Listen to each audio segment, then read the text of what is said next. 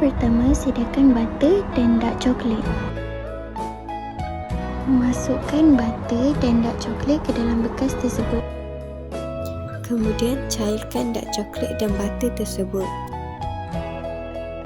Seterusnya, masukkan 2 biji telur dan sedikit esen vanila. Selepas itu, letakkan 120 gram gula icing ke dalam penapis tepung. Kemudian, ayatkan gula icing tersebut.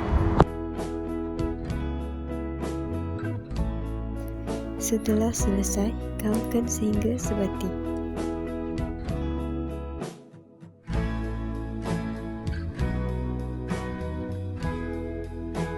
Sementara itu, panaskan oven 5 atau 10 minit.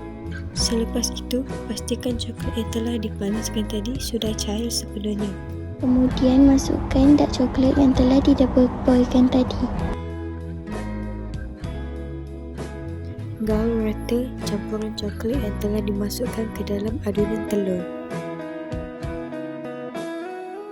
Setelah itu, masukkan tepung gandum, serbuk koko dan baking powder. Ayatkan tepung gandum, serbuk koko dan serbuk penaik ke dalam adunan. Setelah diayatkan, gaulkan sehingga sebati.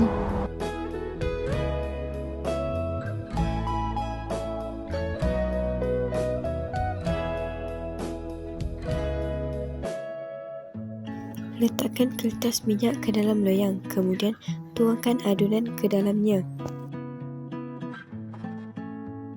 Seterusnya, masukkan adunan tersebut ke dalam oven selama 42 atau 45 minit.